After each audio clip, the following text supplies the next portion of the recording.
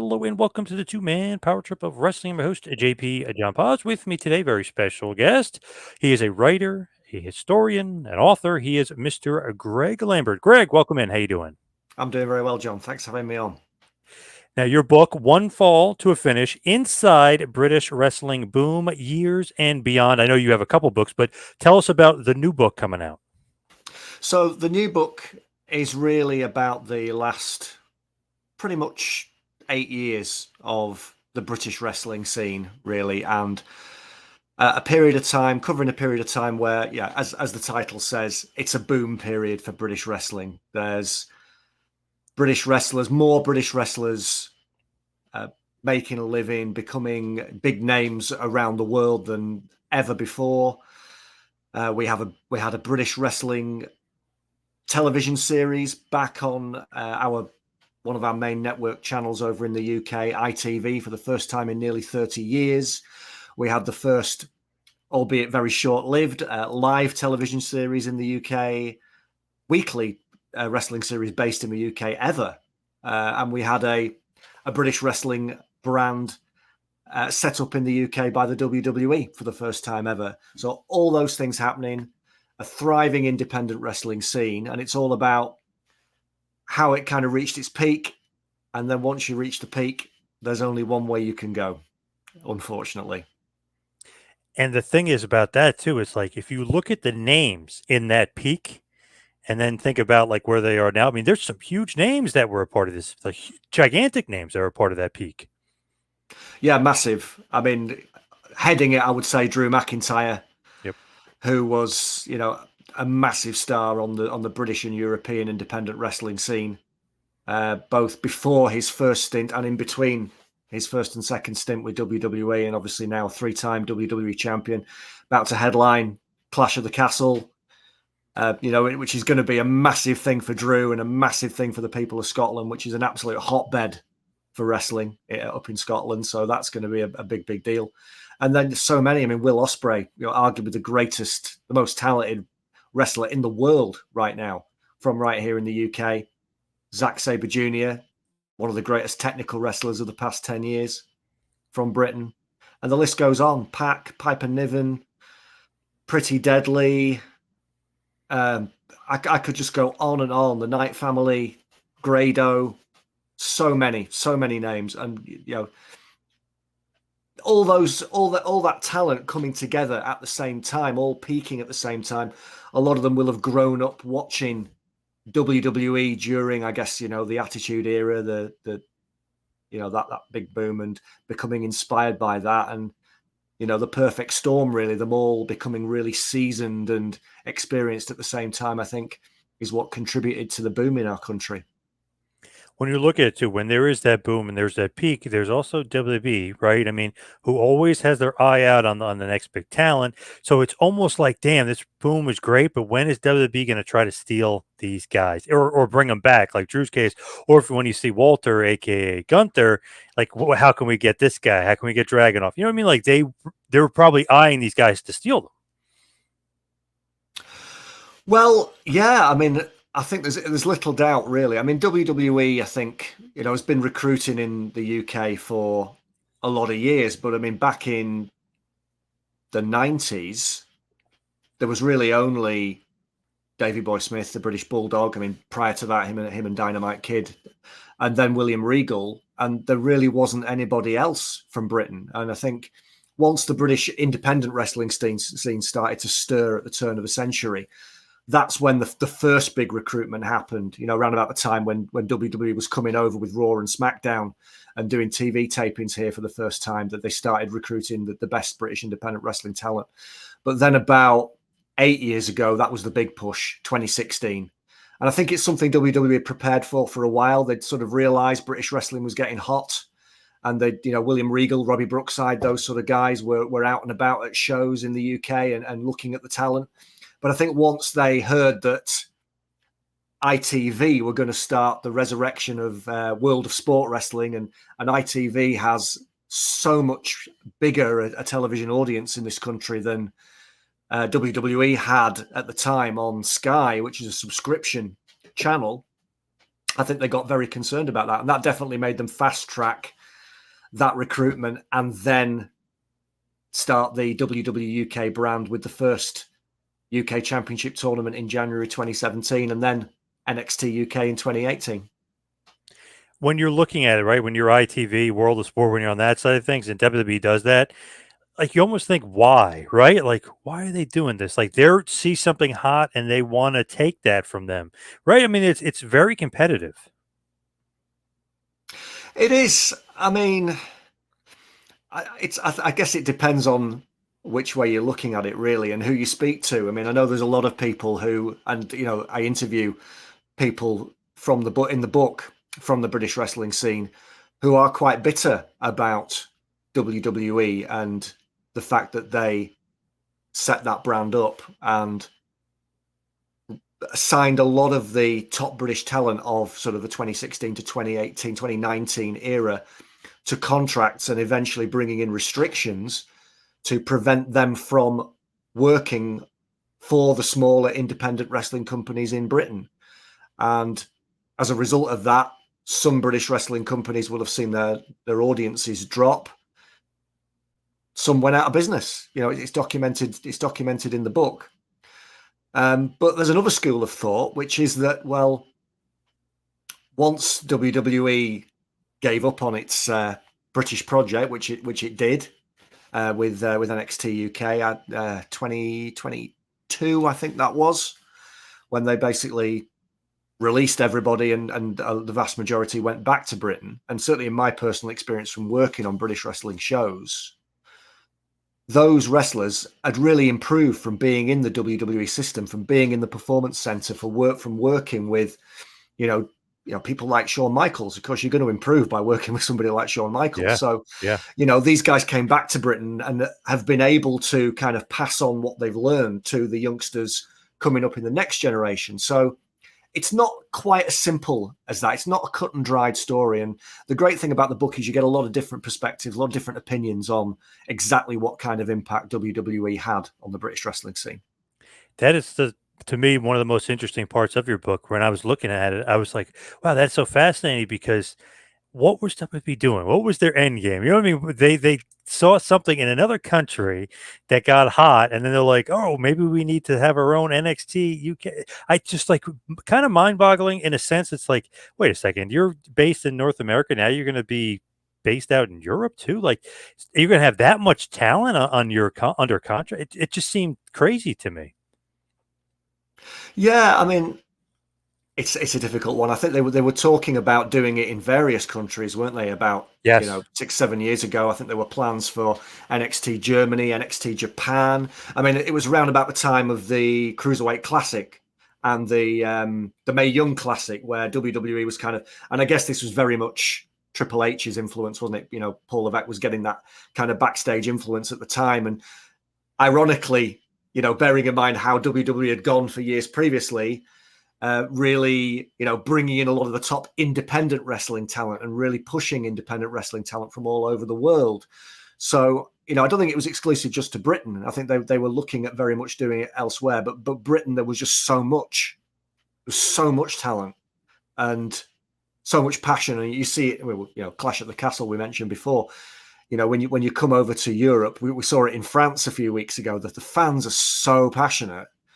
They become almost the star of the show at times. And I think WWE just realized from touring over here for 20 years that it was just a massive market for them. And it's all about money at the end of the day, isn't it? But very, very few of the British wrestlers who were part of NXT UK, and certainly the ones I spoke to, have got anything bad to say about it. I think that they found it a very positive experience all in all. I'm sure ITV and World of Sport had something different to say, right? I mean, they weren't happy. No, I think it was an eye opener for them. I think ITV didn't quite realize how cutthroat the wrestling business could be, because there's a section in the book where I talk about 2018 when ITV are preparing for their historic 10-part series, the big return to British television for the first time since 1988. And they basically have to rewrite the entire show for the tapings in May of that year, because all of a sudden WWE does another recruitment drive and signs up a load of the wrestlers who were going to be on that taping. So yeah, and I think from talking to people who were involved in that process, that was quite a surprise for them. Who did you interview from like World of Sport or ITV, and like what were they saying basically? Well, I interviewed Dan Richardson, who was one of the writers on the TV show, who is probably best known as he was the editor of Wrestle Talk magazine. He's involved now in Inside the Ropes magazine, and he was a booker. He was the booker of What Culture Pro Wrestling, which was one of the hot British wrestling independent promotions of the time. So a wrestling person as opposed to an ITV person, but a wrestling person who was working backstage on that show. And I also interviewed Justin Sysom, who was the champion. He ended up as the WS champion at the end of that series, and a number of other people who were backstage on the show. And I think in general, most people kind of felt that they'd hit a home run. Actually, at that taping, they felt that things had gone really, really well. And again, there's a story in the book about them all gathering around this big video screen at the ITV television taping. And they get shown this trailer for the TV series that's going to go out in a few months' time. And grown wrestlers are crying with happiness because they realize what a significant moment it is, that they've been working so hard for so many years to get to this point, to get British wrestling to this point. And so they were quite surprised when the reality of it, when it actually went out on TV that summer and into September, that the ratings very quickly after the first episode declined week on week on week, to the point that it actually lost 1 million viewers over the 10-part episode. Wow. And was not renewed. And a lot of different perspectives as to why that was the case. You just have to read the book, I guess, to find them out, because there's so many different opinions on it. Yeah. In your opinion, obviously everybody should get the book and definitely read all the different opinions. But in your opinion, is that all because WWE took the wind out of their sails, or there's much more to it? That's much deeper than that. No, it's much deeper than that. It's much deeper than that. I think it's about really the product. I think ultimately, was it the type of product that enough television viewers in this country wanted to see? It wasn't tailored towards the wrestling fans who'd helped get British wrestling hot, the independent wrestling fans who'd followed promotions like Progress and What Culture and Revolution Pro and PCW. It was very much tailored towards families and a younger audience. It was a very much a gladiator style presentation, and that will appeal to some people, but it clearly didn't appeal to enough. And there's been criticism of the editing. There's been criticism of the fact that as soon as the ratings started to slide, the time slots were changed by ITV. So it moved from a more sort of tea time, prime time slot to a mid-afternoon slot on a Saturday, where you're not going to get as many people watching anyway, which was very much a case of history repeating itself, because that's exactly what happened in the 80s with the original World of Sport. So that's quite interesting in itself. But yeah, it's very much, maybe the pilot went out on New Year's Eve 2016, so you're talking 18 months before the actual series went out. So there's clearly a loss of momentum there, but I don't think that can be particularly put down to WWE. And the fact that WWE signed a lot of guys didn't make a massive amount of difference, because the talent pool was so deep. The guys who came in and replaced them were just as good. So you've still got a very strong roster there, really strong roster, doing a fantastic job. No blame can be attached to any of the people who worked in the ring on that series. They did an incredible job. Do you think WWE was out to like hurt World of Sport and ITV by doing it, or? Oh yeah. Okay, I was going to say or not, but yeah, 100%. Yeah, without a doubt. I think that's a definite. We know how WWE has operated over the years, like you touched on before, John. So yeah, and again, the stories in the book from wrestlers who worked on WOS at the time, who we're in no doubt that WWE were deliberately, didn't want to see WS succeed. Of course they wouldn't, because it was direct competition for them in one of their biggest markets, the UK. But it's funny. It's almost like World of Sport kind of there first. I know it's their comeback, but like they're there first. It's their home turf, and WWE's coming into their home turf. Just seems like it that way. Anyway, it's almost like they're the bully from out of town is coming into your town and trying to take over.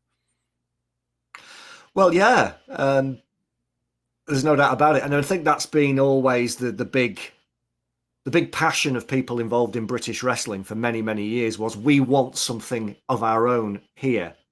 Okay, it's great that, companies come in from overseas and they tour and we can watch WWE and years ago, WCW and, in recent years, AEW, we can watch that on our British television screens, but we want something homegrown. We want something grassroots, so we can, our wrestlers can make a living here, because not everybody wants to uproot and fly Yeah. thousands of miles away and start a new life in a new country. And a lot of our guys have done that and been very, very successful at doing that. But that was always the goal. My first book was called Holy Grail, and that was the reason. The Holy Grail has always been, let's get British wrestling back to mainstream prominence in this country. Let's have a scene which we can be proud of, which our guys can make decent money and do it here.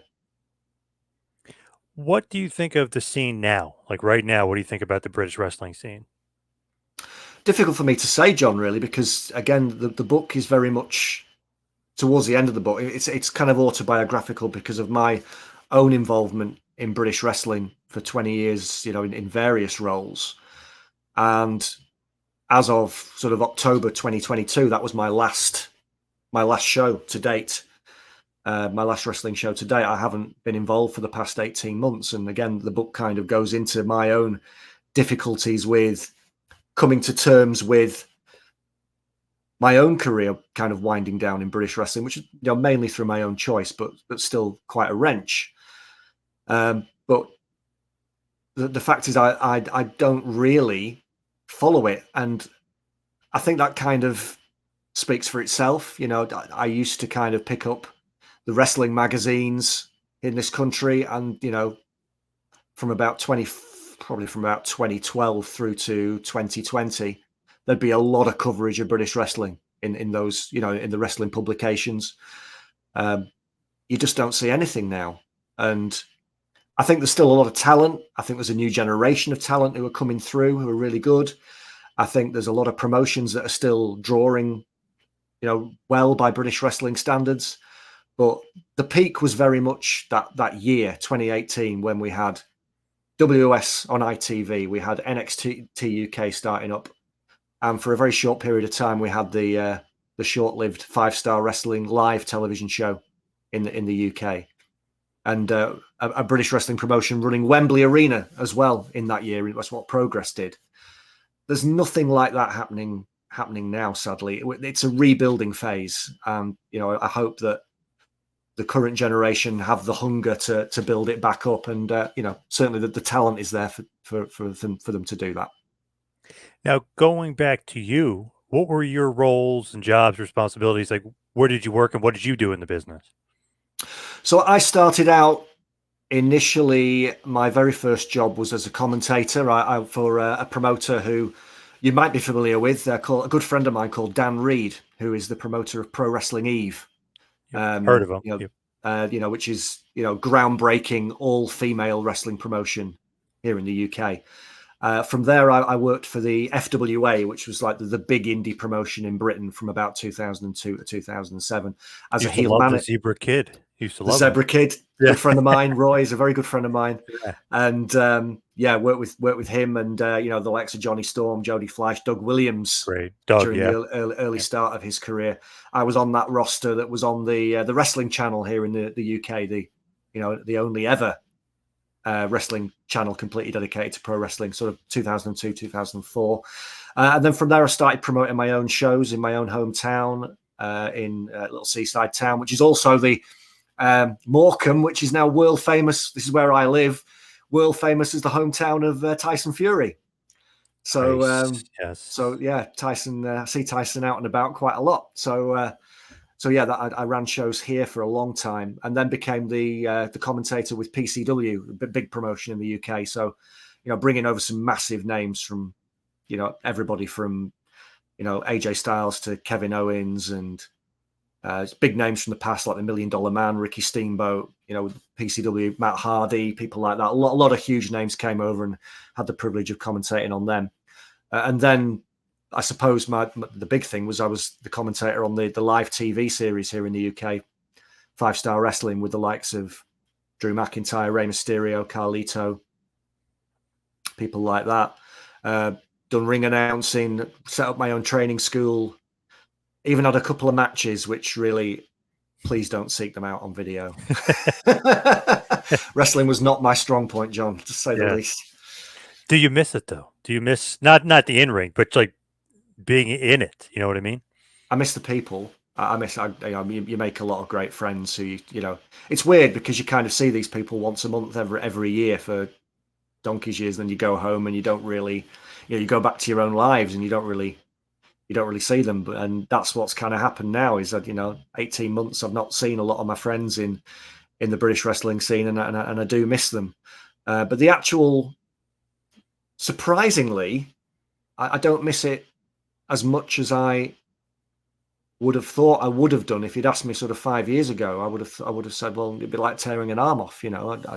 I was that much, that passionate about it, and that much of a champion of it, I suppose, that it's quite weird for me now. I've got other things going on in my life which have kind of taken priority, and quite happy doing them at the moment. When you look at like the going back, like let's say somebody offered you a job or something, would you want to go back at this point? Or is one of the things where, you got to pay me, you got to pay me right if I'm going to go back? Because, like you said, maybe 5 years ago, you'll go back for free. You know what I mean? Like you loved it so much. So like, would you go back? I think it would have to be the right opportunity. And I think that, I worked very hard for a long period of time, as indeed did a lot of people, with the goal of getting British wrestling, back to the level that we all knew it could be. That kind of, once you've done that, it's almost like, well, where do you go next? What's the goal? What's the achievement? It's like a very good friend of mine always used to say to me, without goalposts, you just kick the ball around for a while, then eventually you get bored and you go home. And without goals, so that's it. Is what would be my goal? What would be my motivation? What would be my reason for wanting to go back?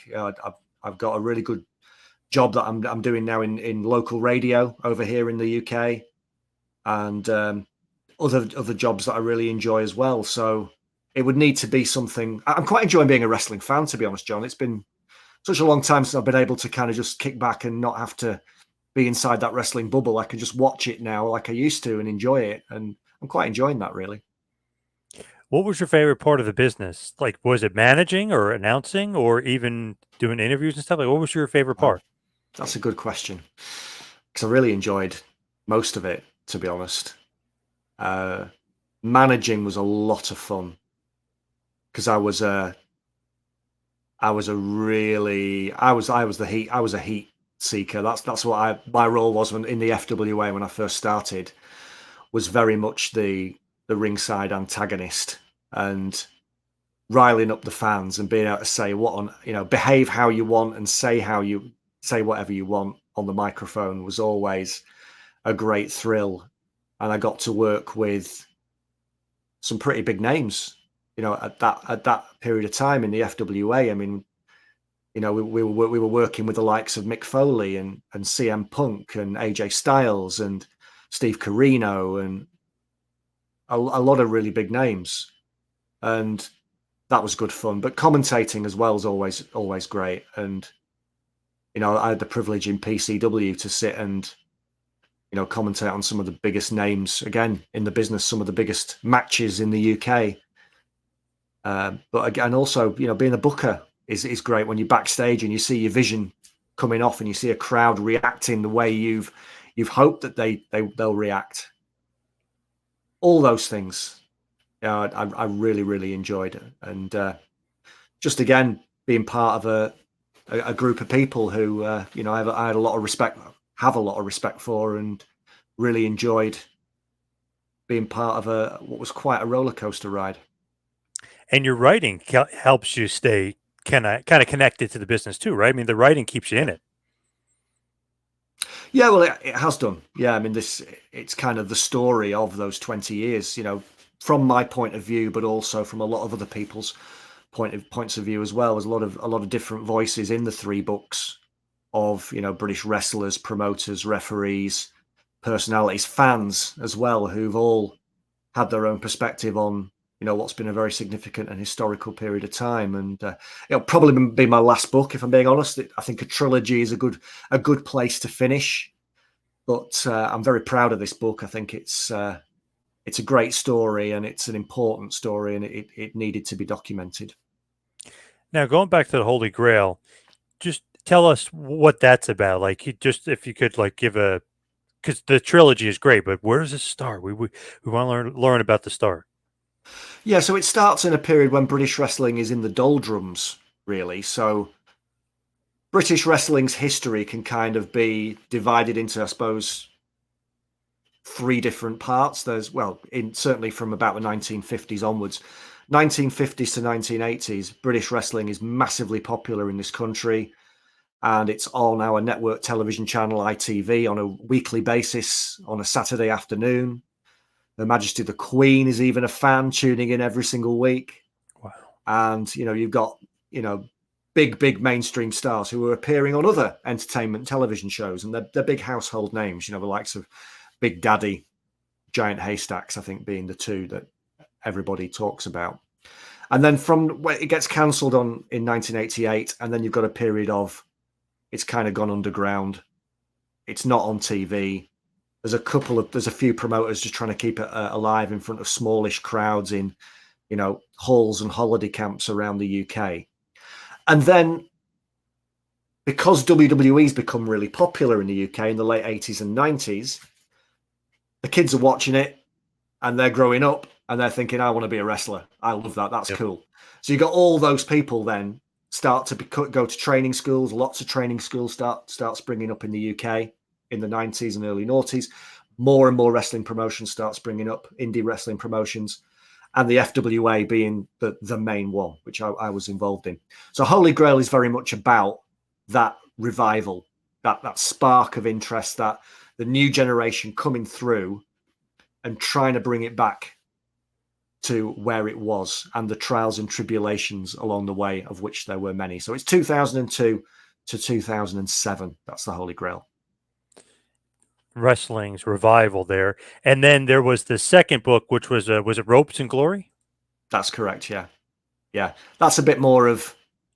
Again, there's a bit of a down period after 2006 for a few years, but then it really starts to spark into life because, like I said before, a lot of the talent become really experienced and seasoned, and they've been working a lot all over the world, and they're all getting really good at the same time. Their look is improving, their ability on the microphone's improving. A lot of different, they're becoming TV ready, basically. This generation, and a lot of other promotions like Progress and Revolution Pro and PCW and ICW up in Scotland are really getting hot. So Ropes and Glory is very much the very, very positive, I would say, mainly positive book of the series, where it's, we're getting there. We've worked really hard. We've had this goal. We're getting to where we need to be. We're about to get back on telly. It's so cool to do that, like to go through the history of stuff. It's like, okay, there's a starting point here. It's where it starts to get big. It's blowing up, and then like boom, it hit the boom, it hit the peak, it hit the precipice of the high point, and then it goes down. I mean, that's awesome that you were able to do that and kind of make it into a trilogy and really beginning to end. Yeah, and it is. I mean, I hope it's not the end. Like I said, I hope. Well, yeah, hopefully not. The current generation will Yeah.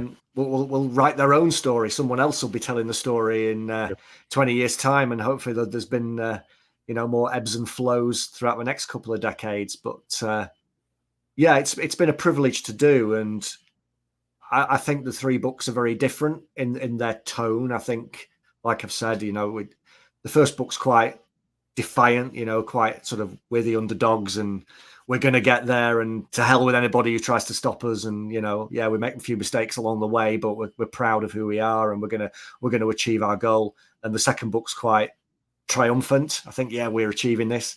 And then the third book's like, it's like I've written the Empire Strikes Back of the Star Wars trilogy, only I've done it the wrong way round. I've put it at the end, and it is a bit of a, we get these opportunities, but we don't quite capitalize on them, and a lot of things go wrong, and it kind of starts to unravel a bit.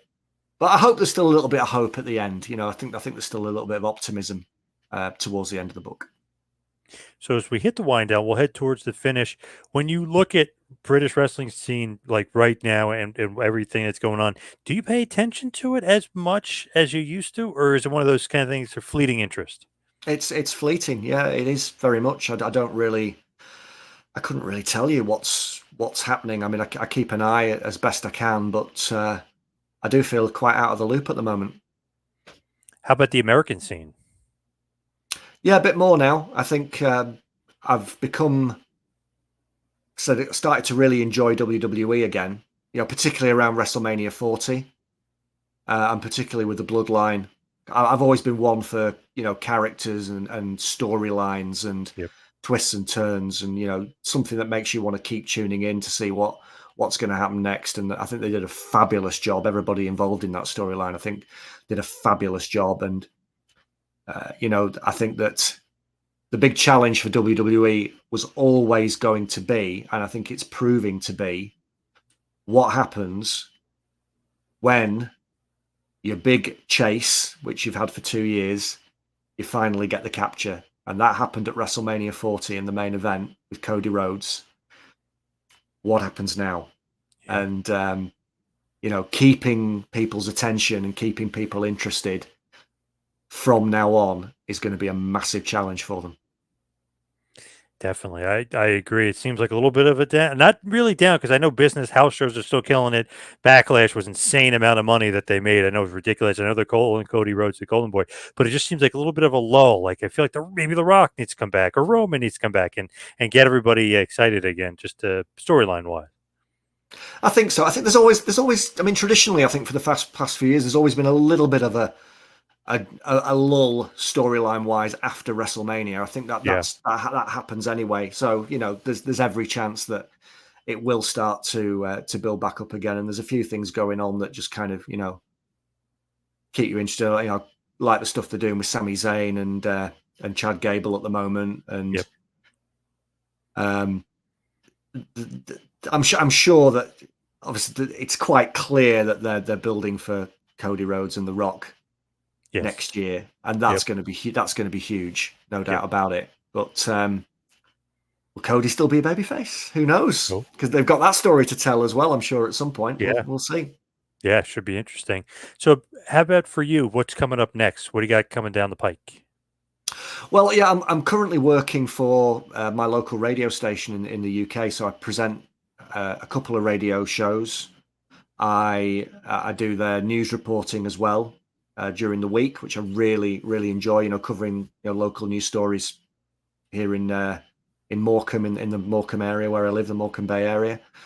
I'm hosting a number of events and festivals, music, entertainment events in my local area, which I really enjoy. Getting out and meeting people, and getting on the microphone, but just not in front of wrestling crowds at the moment. But yeah, life's really good, and touch wood, still fit and healthy, and hopefully things will carry on in the same vein. Now, where can everybody get the books, especially One Fall to a Finish? Where can everybody get them? Well, it's available exclusively on Amazon in both paperback and ebook versions. So yeah, just log on to Amazon, search One Fall to a Finish, and it will pop up. And yeah, I really hope people enjoy it. And it's had some really good reviews so far. So yeah, I'm very proud of it. I think it's a really interesting story. I think people will enjoy it. Give us one last big push of why everybody should get it. because it's the definitive story of a really significant period, not just in wrestling in the UK, but if you're a wrestling fan, wrestling worldwide. So yeah, it's you need to have these three books on your shelf so you can, be informed and be entertained and live the journey, live the attempt to reach the mountaintop and then you know the coming down the other side.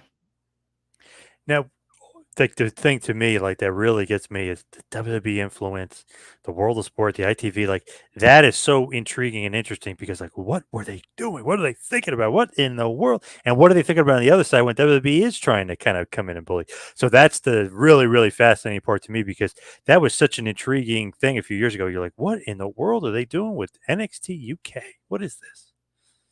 Well, that's true, but it's also really interesting as well that the company that's on ITV in the UK right now is AEW. So and Oh, ITV did not renew WOS for a second series after 2018. AEW came along in 2019, and the next deal that ITV did was with AEW. wow. So, because AEW can deliver them a ready-made show that ITV don't have to spend money on making, Right. which again is history repeating itself. That's exactly what happened in the late 80s, because towards the end of World of Sport's original run, WWF started sending ITV tapes of the Hart Foundation against the British Bulldogs and Million Dollar Man and that era of wrestling, and that I think that must have contributed to ITV cancelling World of Sport back in the 80s. Same thing. It's incredible how history has repeated itself 30 years on. Crazy. And what do you think about AEW and Wembley and AEW and the British audience? That was an amazing event. I mean, more tickets sold than even for SummerSlam '92, I think. I think so. Although Yeah. now there's that controversy about were they counting like more than more the whole basically. I guess the council had wrote to WrestleNomics, Brandon Thurston, that it may have been less than what AEW said it was, but I mean, it was a lot. It was full. Yeah, It was an incredible event, yeah, and again, we go into that in the book, and I speak to Zach Knight, who was there, with supporting Paige, his sister Paige, as she became the AEW Women's Champion. And now Zach's over finally. Anybody who's watched Fighting with My Family, the film, will know the story of Zach as the brother of Paige, and then both trying out for WWE years ago, and Paige getting signed and Zach not, and Zach going back to Norwich in England, and with the goal of eventually following his sister to America, and now he's done it. He's done it. So he tells that story in the book, and obviously we also had Will Ospreay against beating Chris Jericho in front of the whatever it was 80,000 people at Wembley, which was a yeah. great moment for him, and he's doing so well. Again, flying the flag for Britain in all over the world. Arguably the most naturally gifted wrestler of the modern era, and Having the best matches. absolutely, he just doesn't have a bad match, does he? He can't. It's not possible. No, It's just not in his DNA. And I was very lucky enough to work with Will, and got some really good memories of working with Will on the WOS tour in 2019, which again you can read all about in one fall to a finish. is AEW more popular than WWE over there right now, or no? Over here, no. I mean, it's going to be very difficult to they've got 15, 20 years to catch up on of WWE. Getting its brand established. Even as far as you walk into your high street toy store, 9 times out of 10 you're going to see WWE action figures. You're not going to see AEW action figures. You might see some that they're starting to make a bit of an inroad, but Yep. that's the level of penetration that the WWE brand has got in the UK, and I still think that overall WWE is more popular. But the fact that AEW is on ITV, which is free television, and WWE's on our what's now TNT Sports, which is a subscription channel, you've got more eyeballs on AEW. And I'm sure that had a lot to do with why they were able to draw so well at Wembley Stadium. Now, before we let you go, where can everybody find you on social media? Probably best way is on X. I'm on X on Greg Lamb 72, and also on Instagram as well. All right, Greg, everybody needs to go out there and get One Fall to a Finish, and they need to go to Amazon to get it. Great book, great concept, great idea. Greg, get the obviously get the Holy Trinity there too. Got to get the trilogy as well. But thank you so much for all the time. Really appreciate it. Thank you, John. Really great to speak to you.